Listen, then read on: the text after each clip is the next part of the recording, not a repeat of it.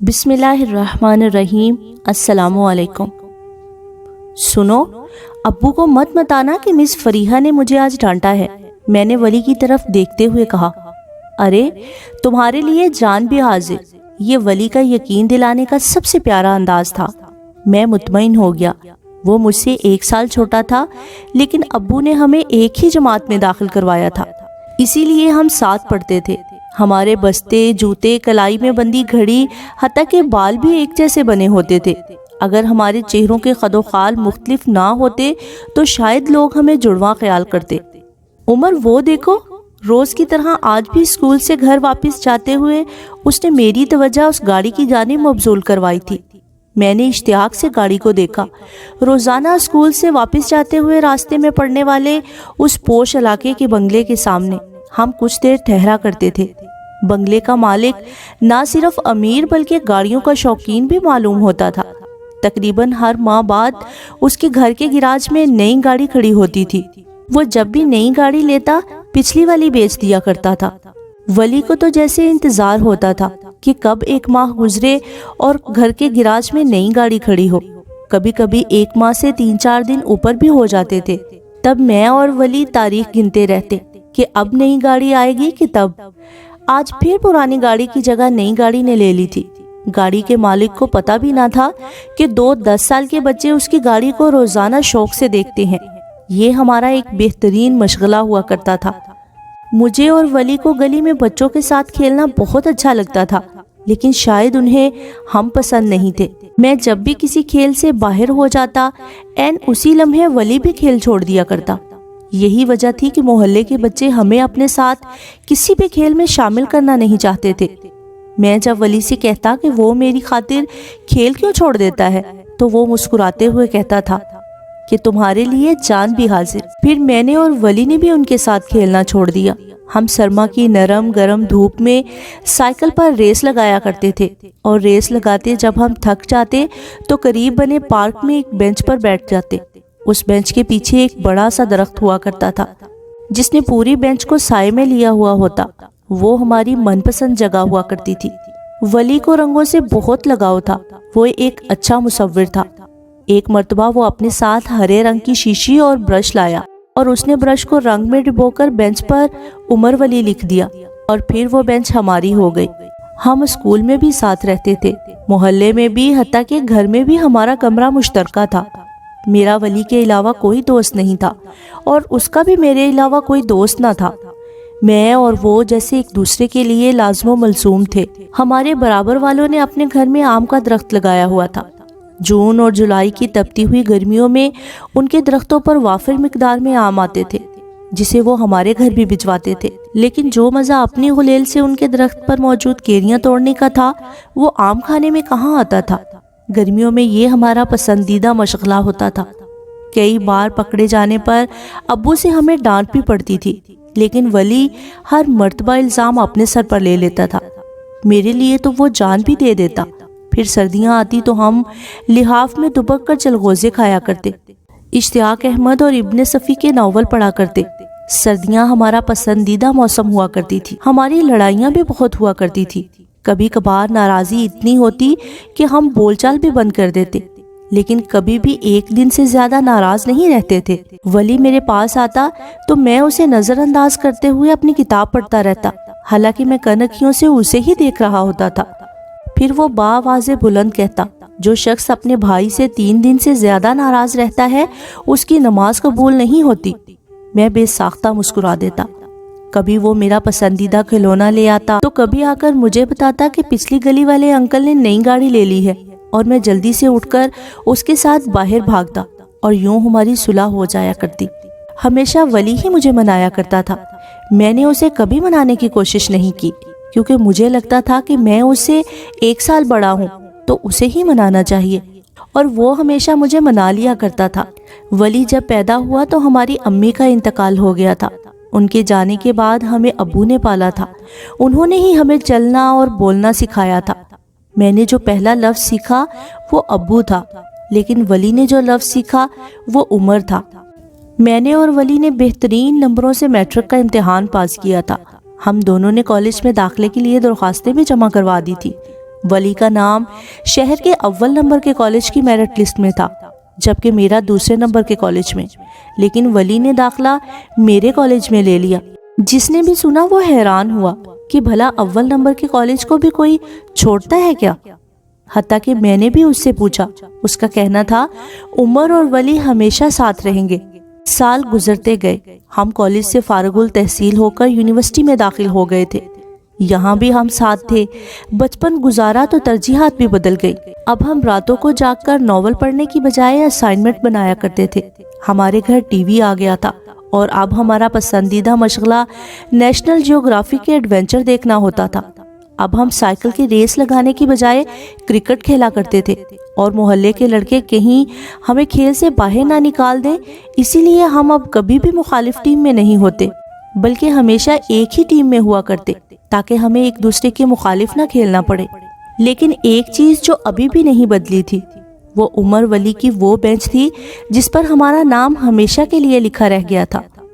ہم آج بھی تھک کر اس بینچ پر بیٹھ جاتے تھے، اپنی قوت بڑھانے کے لیے جوس پیتے، کبھی ایک دوسرے کا مذاق اڑاتے تو کبھی ڈوبتے سورج کے سامنے بیٹھے مستقبل کے لیے اونچے اونچے خواب دیکھتے، اور اندھیرا ہوتے ہی گھر واپس چلے جایا کرتے تھے۔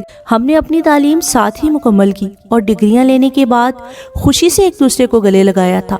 یہ منظر ابو نے اپنے کیمرے میں قید کر لیا تھا۔ کیمرہ رول سے تصویر نکلوانے کے بعد ابو نے ہماری تصویر فریم کروا کر دیوار پر لگا دی تھی۔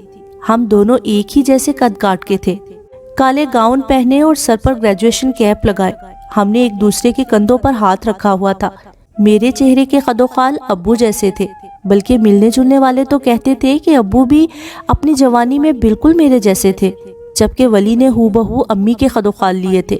وہی معصوم چہرہ اور ہر دم قائم رہنے والی مہربان مسکراہٹ، اور امی کی طرح وہ مجھ سے بہت پیار کرتا تھا۔ ہم دونوں نے ایک ہی آفس میں نوکری شروع کی تھی، اور یہ ہماری قسمت تھی کہ ہمیں ایک ہی آفس میں کام بھی مل گیا تھا۔ قدرت بھی ہمیں ساتھ ہی رکھنا چاہتی تھی۔ ہمارے جھگڑے اب بھی ہوا کرتے تھے، اور ولی اب بھی مجھے منا لیا کرتا تھا۔ ہمیں یہاں کام کرتے ہوئے 1 سال ہو گیا تھا، سب کچھ ٹھیک تھا، لیکن پھر ایک دن آفس میں ایک نیا امپلائی آیا۔ وہ مزاج کا کافی گرم اور زبان کا تیز تھا۔ 2-1 بار میری بھی اسے تلخ کلامی ہوئی تھی، جس کی وجہ سے وہ چند ہی دنوں میں مجھے سخت ناپسند ہو گیا تھا۔ اس دن آفس کی طرف سے اسے کوئی ضروری کام دیا گیا تھا، وہ اپنے سسٹم پر وہی کر رہا تھا۔ وہ کچھ دیر کے لیے اٹھ کے باہر گیا تو مجھے خیال آیا کیوں نہ اس کا سسٹم بند کر دے، کیونکہ وہ سارا کام آخر میں محفوظ کرتا تھا۔ کیا کر رہے ہو عمر؟ ولی نے مجھے اس کے سسٹم سے چھیڑ چھاڑ کرتے دیکھ لیا تھا۔ تمہارا دماغ تو ٹھیک ہے؟ وہ بیچارہ صبح سے کتنی محنت سے کام کر رہا ہے، تم کیوں اس کی محنت پر پانی پھیرنا چاہتے ہو تاکہ اس کی ساری زبان درازی اور اکڑ نکالی جا سکے؟ میں نے نفرت سے کہا، تمہیں اس کی تلخ زبان سے کیا مسئلہ ہے؟ تم کیوں اس کی طرفداری کر رہے ہو؟ میں کسی کی طرفداری نہیں کر رہا، میں تمہیں سمجھا رہا ہوں کہ کسی کا نقصان کرنا بہت بڑا گناہ ہے، اور وہ جو اتنی بدتمیزی سے بات کرتا ہے، تو اگر وہ بدتمیزی سے بات کرتا ہے تو یہ اس کا فیل ہے، تم اس سے بات نہ کیا کرو۔ لیکن اس نے تمہیں کوئی نقصان تو نہیں پہنچایا نا؟ میں لاجواب ہو گیا تھا۔ مجھے تمہاری بات نہیں سننی، میں تمہیں وارن کر رہا ہوں، ایسا مت کرو، اس نے سختی سے کہا۔ ورنہ کیا کرو گے؟ میں باس کو بتا دوں گا۔ میں نے اچنبے سے اسے دیکھا اور اسے دیکھتے ہوئے ہی بس ایک بٹن دبایا اور سارا سسٹم بند ہو گیا۔ وہ ہکا بکا رہ گیا۔ یہ کیا کیا تم نے؟ جاؤ بتاؤ آپ باس کو، میں کہتے ہوئے واپس اپنی کرسی پر جا کر بیٹھ گیا۔ وہ حیرت سے مجھے دیکھتا رہا اور پھر غصے میں وہاں سے چلا گیا۔ میں جانتا تھا کہ وہ جتنا بھی غصہ کرے کبھی میری شکایت نہیں لگائے گا۔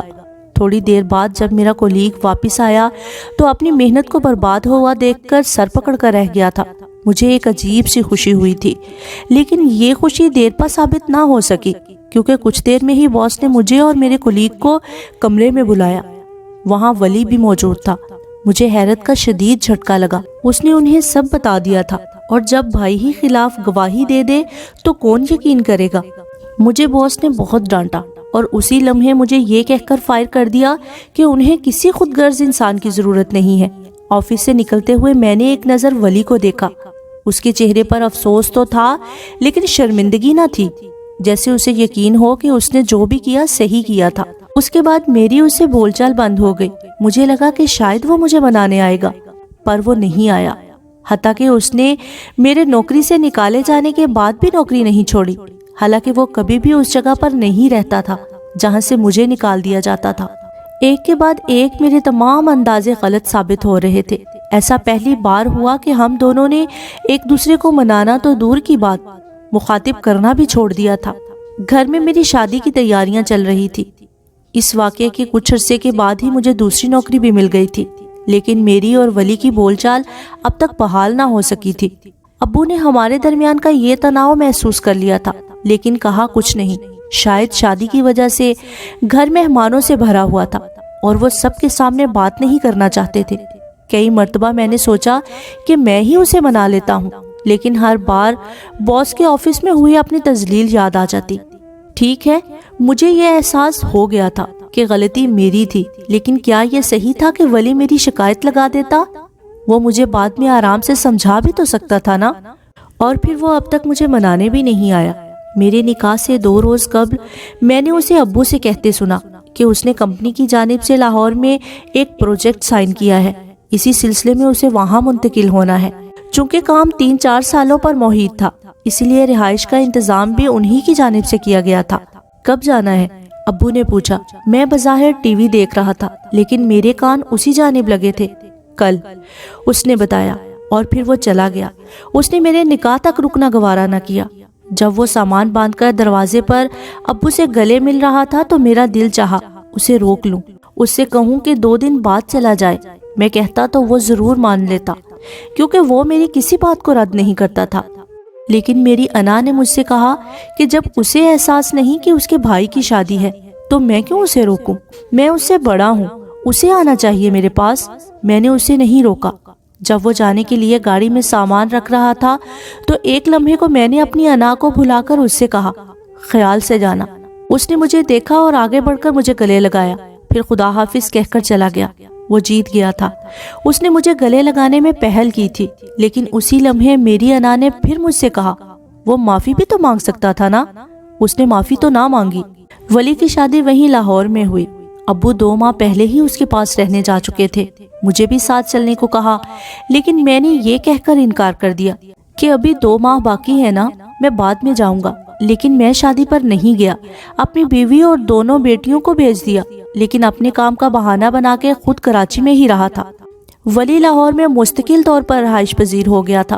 اسے کمپنی کی جانب سے دوسرا پروجیکٹ بھی وہیں دے دیا گیا تھا۔ خود وہ کراچی ایک مرتبہ بھی نہیں آیا تھا۔ البتہ ابو اس کے پاس رہنے چلے جایا کرتے تھے، لیکن زیادہ تر وہ میرے پاس ہی رہتے تھے، کیونکہ میری دونوں بیٹیوں میں ان کی جان اٹکی رہا کرتی تھی۔ ولی سے میری پچھلے 4 سالوں میں کوئی بھی بات نہ ہوئی تھی۔ ابو سے ہی اس کی خیر خیریت کا پتہ چل جاتا تھا۔ انہوں نے کئی بار مجھے سمجھانے کی کوشش کی، لیکن میں نے ان کی بات نہ سنی۔ ولی کا یوں اچانک میری شادی سے چلے جانا مجھے بہت برا لگا تھا۔ وہ چھوٹا تھا، مجھ سے اپنی غلطی کی معافی نہ بھی مانگتا تو مجھ سے ملنے تو آ ہی سکتا تھا نا، کم از کم بات کرنے میں ہی پہل کر لیتا۔ لیکن جب وہ ایسا نہیں کر رہا تھا تو میں کیوں کرتا؟ میں نے بھی اسے دوبارہ کوئی بات نہ کی۔ مجھے آج بھی اپنے سابقہ آفس میں ہوئی وہ تذلیل نہیں بھولتی تھی، جس کی وجہ صرف ولی تھا، اور وہ بجائے معافی مانگنے کے اکڑ کے بیٹھا تھا۔ میری انا ہمیشہ مجھے بھلا دیتی تھی کہ جاتے ہوئے مجھے گلے لگانے میں اس نے ہی پہل کی تھی۔ میں اپنی بیٹیوں کو اسکول چھوڑ کر اپنے آفس کی طرف رواں دواں تھا جب مجھے ابو نے کال کر کے بتایا تھا کہ ولی کا ایکسیڈنٹ ہوا ہے۔ وہ رو رہے تھے۔ وہ لمحہ بس وہی لمحہ تھا جب میں نے سب بھلا دیا۔ مجھے کچھ یاد نہ تھا، کون سا جھگڑا، کیسی ناراضی۔ میرا بھائی حادثے کا شکار ہوا تھا، اس کے پاس کوئی نہیں تھا اور مجھے وہاں جانا تھا۔ میں نے گھر آتے ہی اپنا سامان باندھا اور ابو کو تسلیاں دیتا لاہور کے لیے نکلا۔ ابو بیمار تھے، انہیں ڈاکٹر نے سفر کرنے سے منع کیا تھا، اسی لیے وہ ساتھ نہیں جا سکتے تھے۔ تقریباً 2.5 گھنٹے کے بعد میں لاہور میں موجود تھا۔ ہسپتال پہنچتے ہی مجھے جو اطلاع ملی اس نے میرے رونگٹے کھڑے کر دیے تھے۔ وہ اپنی فیملی کے ساتھ تھا جب اس کا ایکسیڈنٹ ہوا تھا۔ اس کی بیوی جانبر ثابت نہ ہو سکی تھی، خود وہ تشویشناک حالت میں لایا گیا تھا۔ میں اس سے ملنے گیا تو وہ مصنوعی سانسوں کے ذریعے زندہ تھا۔ چہرے پر جگہ جگہ زخم لگے تھے۔ شدید کرب کے عالم میں وہ آنکھیں کھولے مجھے ہی دیکھ رہا تھا۔ میں اس کے پاس بیٹھ گیا۔ اس کے سر پر ہاتھ رکھ کر اسے یقین دلایا کہ میں اس کے پاس ہی ہوں اور وہ جلد ٹھیک ہو جائے گا۔ اس نے مجھ سے کہا، تم مجھ سے ناراض تو نہیں ہو؟ مجھے لگا میں شرم سے زمین میں گڑ گیا ہوں۔ میں اس سے کیسے ناراض ہوتا؟ وہ میرا بھائی تھا، میرا واحد دوست۔ تم ہمیشہ منا تو لیتے ہو، میں نے کہا تھا۔ پھر میں پوری رات اس کے پاس ہی بیٹھا رہا، کوئی گلہ کوئی شکوہ نہ کیا، بس پرانی باتیں یاد کرتا رہا، بچپن کی باتیں، میری اور اس کی باتیں۔ میں نے اسے بتایا کہ جب میں اپنی بچیوں کے ساتھ پارک جاتا ہوں تو اسی بینچ پر بیٹھتا ہوں جہاں اس نے میرا اور اپنا نام لکھا تھا۔ گو کہ اب وہ کافی حد تک مدھم ہو چکا تھا، لیکن عمر ولی آج بھی پڑھنے کے قابل تھا۔ میں نے اسے یقین دلایا کہ جب وہ ٹھیک ہو جائے گا تو ہم دونوں واپس کراچی چلیں گے، اسی بینچ پر جا کر بیٹھا کریں گے۔ میں نے اسے بتایا کہ پچھلی گلی میں جو انکل رہا کرتے تھے وہ اب گاڑیاں نہیں بدلتے جیسے پہلے بدلا کرتے تھے، شاید وہ غریب ہو گئے ہیں، میں نے اندازہ لگاتے ہوئے کہا۔ تو وہ شدید تکلیف کے باوجود بھی ہنس پڑا۔ مجھے اس دن اپنا بچپن شدت سے یاد آ رہا تھا، جب ہم راتوں کو چلغوزے اور مونگ پھلیاں کھایا کرتے تھے، بچوں کے لیے لکھے گئے ناول پڑھا کرتے تھے۔ بچپن کتنا اچھا تھا نا، لڑتے بھی تھے، جھگڑتے بھی تھے، لیکن قطع تعلقی سے ڈرتے تھے، فوراً سے مان جایا کرتے تھے۔ صبح فجر تک میں اس سے پرانی باتیں کرتا رہا، وہ صرف مجھے دیکھ کر مسکراتا رہا۔ پھر اچانک بولا، میرا ایک بیٹا ہے، تم جانتے ہو نا؟ میں جانتا تھا، اس کا چند ماہ کا بیٹا تھا، وہ معجزاتی طور پر اس حادثے میں محفوظ رہا تھا۔ عمر، میرا ایک کام کرو گے؟ اس نے پوچھا۔ تمہارے لیے جان بھی حاضر ہے، میں نے پیار سے کہا تھا۔ وہ یہ سن کر جیسے مطمئن ہو گیا تھا۔ 10 نومبر 2021، محمد ولی ولد محمد فرید۔ قبر پر لگی تختی پر لکھا ہوا تھا، آج میں اس کی 7ویں برسی پر فاتحہ پڑھنے قبرستان آیا ہوں۔ ہر بار قبرستان آتے ہوئے مجھے وہ دن یاد آتا ہے جب میں نے ولی کو اپنے ہاتھوں سے قبر میں اتارا تھا۔ سب چلے گئے تھے لیکن میں قبر کے سرہانے ہی بیٹھا رہا تھا۔ مجھے لگا تھا کہ میں اپنے بھائی کو یہاں چھوڑ کے جانے کی ہمت نہیں کر سکتا۔ سب مجھے کہتے رہے صبر کرو، میں کیسے صبر کروں؟ میرا بھائی چلا گیا تھا۔ ہر بار اس کی قبر پر آتے ہوئے مجھے ایسا لگتا ہے جیسے میں واپس نہیں جا پاؤں گا، لیکن مجھے جانا ہوتا ہے اپنے ابو کے لیے، کیونکہ ولی کے جانے کے بعد وہ مزید بیمار ہو گئے ہیں۔ ان کو اپنے بیٹے کا دکھ ہے، لیکن مجھے تو دکھ کے ساتھ ساتھ پچھتاوے بھی ہیں۔ اب میں سوچتا ہوں کہ کاش وہ 6.5 سال ولی سے ناراض ہو کر نہ گزارتا۔ اگر مجھے پتا ہوتا کہ وہ اتنی جلدی چلا جائے گا تو میں اسے کبھی جانے ہی نہ دیتا۔ وہ بھی تو انتظار کرتا ہوگا کہ اس بار میں اسے منا لوں، وہ بھی تو چاہتا ہوگا کہ پہلے میں ناراضی ختم کروں۔ کاش کہ میں خود ہی اس کو منا لیتا، ہم ان 6.5 سالوں کا ایک ایک لمحہ ساتھ گزارتے۔